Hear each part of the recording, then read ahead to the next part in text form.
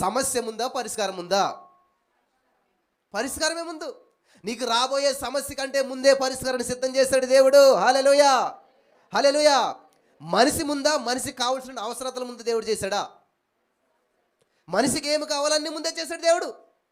కానీ ఈరోజు ఏం చేస్తున్నాడంటే మనిషి నాకు ఎక్కడ అని వెతుక్కుంటూ ఉన్నాడు. ఈ సత్యం తెలిసిన రోజున, వాక్యం తెలిసినటువంటి వారు ఏం చేస్తారు తెలుసా? యేసుక్రీస్తు ప్రభు దగ్గర సైతాన్ గడు శోధిస్తుంటే ప్రతి దానికి ఏం చేశాడు దేవుడు? రిఫరెన్స్ కోట్ చేస్తూ ఉన్నాడు. రిఫరెన్స్ వాక్యం చెప్తా ఉన్నాడు. నిజంగా వాక్యం చేత నింపబడ్డ వారిని ప్రియులారా, ప్రపంచంలో ఏ మనిషి కానీ, ఏ సాతాను శక్తులు కానీ ఓడించలేవు, అసలు మిమ్మల్ని పడగొట్టలేవు. హల్లెలూయా. వాక్యాన్ని పట్టుకోండి, వాక్యం నేర్చుకోండి. బ్రదర్ నాకు చదువు రాదు. మరి చదువు రాదు మీకు, ఎన్ని బస్సులు ఎక్కుతున్నారు మీరు?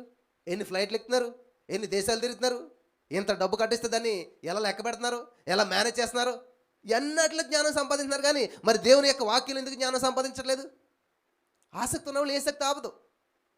దేవుడి పట్ల ఆసక్తి కలిగి ఈ వాక్యాన్ని నేర్చుకోవాలి, ఈ యొక్క సిచ్యువేషన్ నేను బలపడాలి అనేటువంటి ఆశ ఉన్నదనుకోండి, అద్భుతాలు మీరు సృష్టిస్తారు. హల్లెలూయా.